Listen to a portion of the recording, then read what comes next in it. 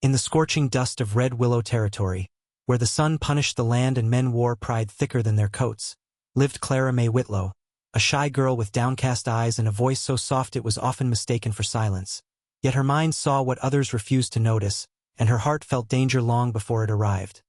Clara worked as a seamstress and part-time helper at the town's only boarding house, moving quietly through hallways while overhearing conversations men thought no one important was listening to, especially not a poor, timid girl with worn boots and patched dresses, and it was during one of those quiet mornings that she first noticed the warning signs surrounding Lucas Harrow, the richest cowboy in 3 counties, owner of vast cattle lands, a silver-handled revolver, and a reputation as unbreakable as iron. Yet Clara saw cracks no one else cared to see. His cough that lingered too long, the tremor in his right hand when he dismounted, the way his eyes sometimes lost focus as if the world tilted without warning. Lucas was admired, envied, and feared, but never questioned, and when Clara timidly mentioned to Mrs. Doyle, the boarding house owner, that Mr. Harrow didn't look well and should rest, she was waved off with laughter and a sharp reminder that rich men didn't need advice from shy girls, and still Clara couldn't shake the unease tightening in her chest like a pulled stitch.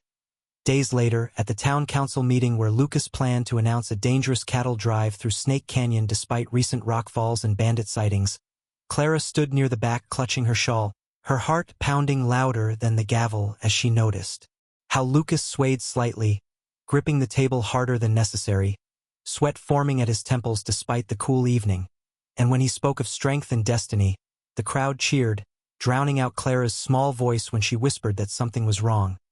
that Snake Canyon was cursed after heavy rains, that the rocks were unstable, but laughter followed again, louder this time, and someone muttered that fear always hid behind a woman's skirt. That night, Clara couldn't sleep, haunted by images of falling rock, rushing water, and a man collapsing alone. So before dawn she saddled her late father's old mare and rode toward Lucas's ranch, rehearsing her words, knowing she would likely be dismissed but unable to live with silence. And when she reached the ranch, she found chaos. Horses restless, workers shouting, and Lucas already preparing to ride out alone to inspect Snake Canyon ahead of the drive, his stubborn pride blazing brighter than the sunrise. Clara approached him with trembling hands, warning him again of the signs she'd seen of his health, of the land's danger, her voice cracking yet honest, and for a moment Lucas stared at her as if seeing her for the first time. But the weight of his name and reputation crushed that moment, and he laughed softly, thanking her kindly but dismissing her fears as nerves, riding off before she could say more. Hours later, as storm clouds gathered without warning, Clara followed him at a distance, driven by instinct stronger than fear, and it was in Snake Canyon that disaster struck. The ground shook, rocks thundered down, and Lucas's horse reared violently, throwing him against the canyon wall where his head struck stone, leaving him unconscious as water surged through the narrow pass.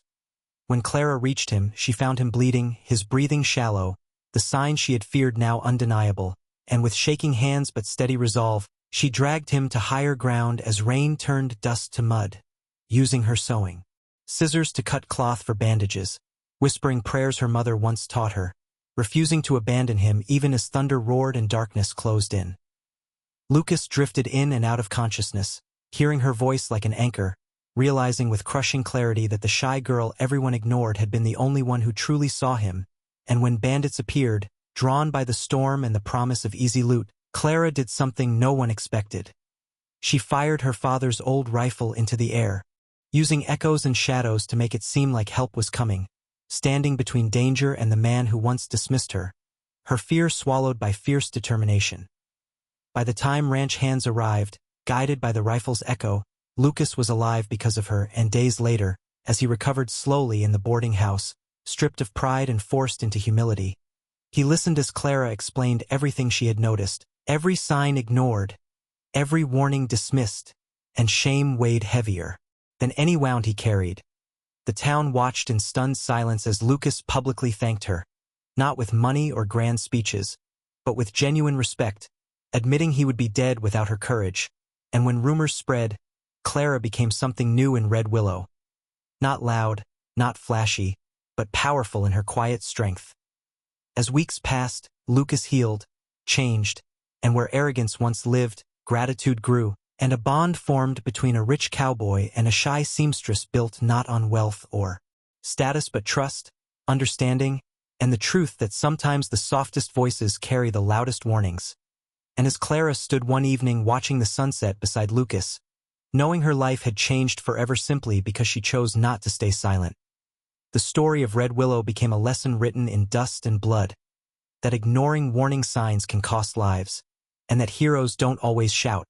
Sometimes they whisper. And if this emotional Wild West story moved your heart,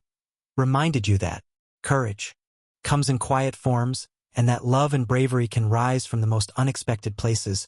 then make sure to subscribe to the channel because more powerful frontier stories like this, full of emotion, danger, and unforgettable love, are waiting just ahead on the trail.